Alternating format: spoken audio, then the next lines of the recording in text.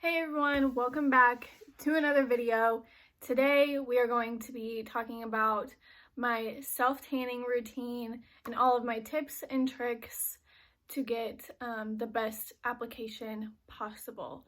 So if you want to see how I get my tan, then just keep watching.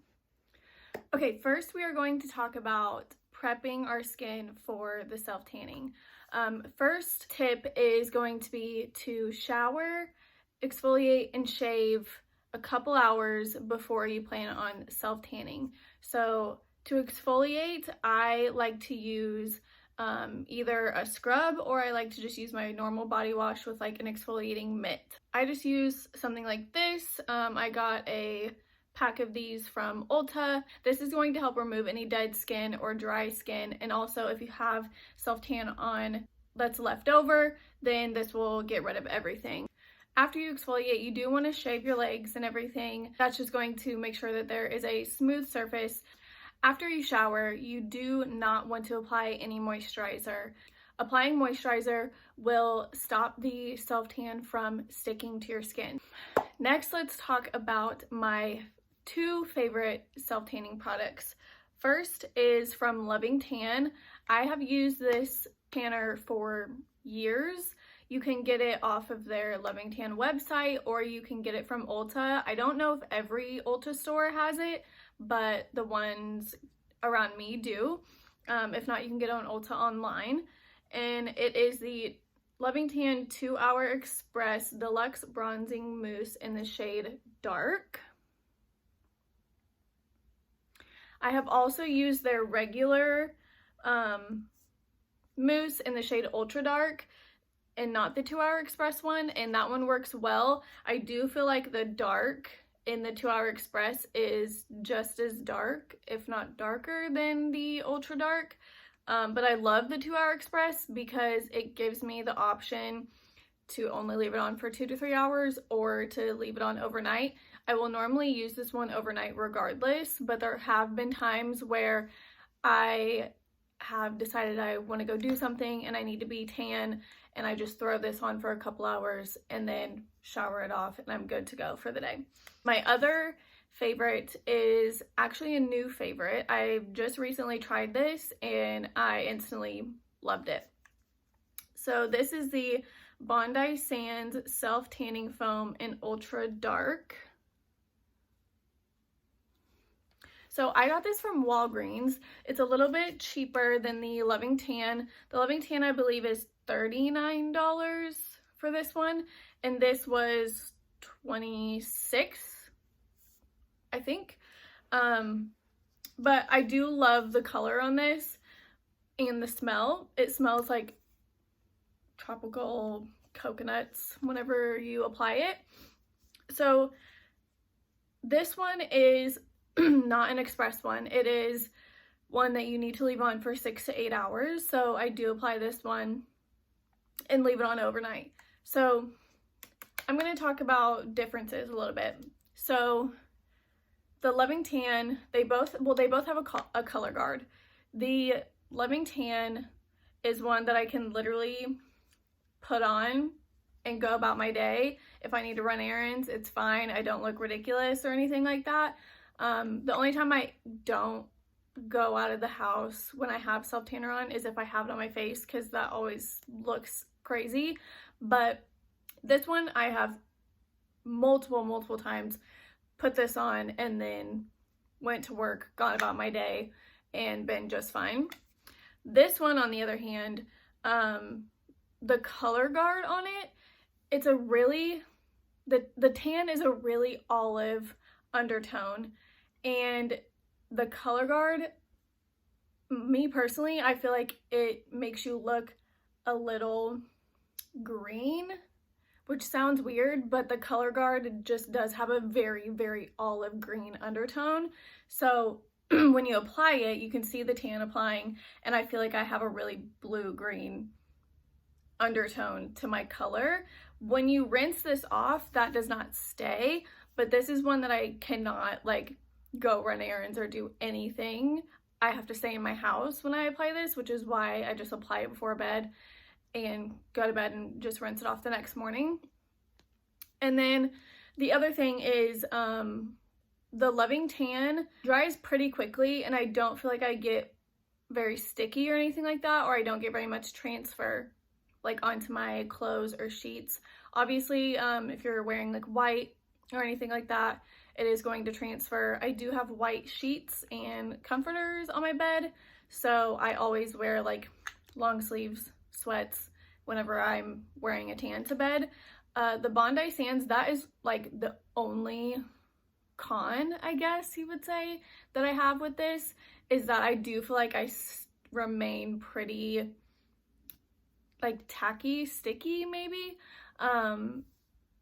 But I just wear it to bed and I wear my loose clothing and that's it. So it's not a deal breaker for me because I really, really, really love this one. But yeah, these are my top 2 favorites. I've tried a couple others. I've tried the Saint Tropez. It was okay. I've tried Saint Maurice and I didn't like that one. I didn't feel like it lasted very well.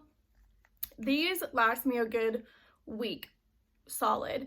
By day like 6 or 7 is when I'm like, okay, yeah, I can tell that I'm like definitely getting back to my normal color.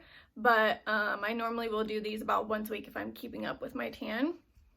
And for application, I always use a mitt. This one is from Bondi Sands, and Loving Tan has one just like this as well. It's like a velvety material, and I feel like it applies my self-tan very, very, very well.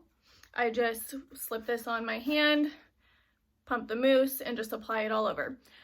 This has been amazing. I really, really, really like applying my self-tan with these. I will never not use one. Also, when it comes to application, you do want to take a lotion to dry areas of your skin. So I use the Cetaphil moisturizing cream for the body, and I will apply this to my feet and ankles first and to my knees, and then I will go in with the tanner applied to my legs and to my feet, and then I will apply to my stomach, chest area, upper chest, and back, and then I will take more moisturizer. I will apply some to my underarms, my elbows, and then I will apply it to my hands and wrists. This is going to be very key for your hands and feet. If you do not apply a lotion, it will be a disaster. So you want to use like a pretty decently thick lotion. I feel like it works best. And like I said, apply it first. I apply a decent amount, apply it all over your nails, knuckles, everything. And then I go in with my mitt and I will apply it all over my arm, and then I will take the remainder and just go over my hand. I'll go in between my fingers, on my wrist, everything like that. After I'm done, I will take a makeup wipe or something like that and will remove anything that's left on my hand, and then I will take it on my fingernails just to make sure they don't get like stained or anything. And then I also forgot to mention that when I do tan my face, I tan that first. I don't always tan my face because sometimes I just don't feel like it, but when I do feel like applying the self-tanner to my face, I do that first. I do it a couple different ways. First would be to literally take my face moisturizer and take like a tiny little pump and mix it together on my hands and apply it like that, and then I will immediately wash my hands after so they're not stained. That's why I do it first, because you cannot get your hands or body wet after you apply your self-tanner. So I will do it that way, or I will take a makeup brush, like a foundation brush, and pump it onto the brush and just apply it like that. Or you can just use the mitt and apply it to your face. Those are the different ways that I apply it to my face. And then afterwards, I will normally just put on like a robe or something and let it dry for a while. And then once I decide I'm gonna hop into bed, I will put on loose clothing, like sweats, big t-shirt, long sleeve, anything like that. And then I will go to bed. And the next morning I will take a shower to rinse it off. Once I get out of the shower, you want to lather yourself in moisturizer.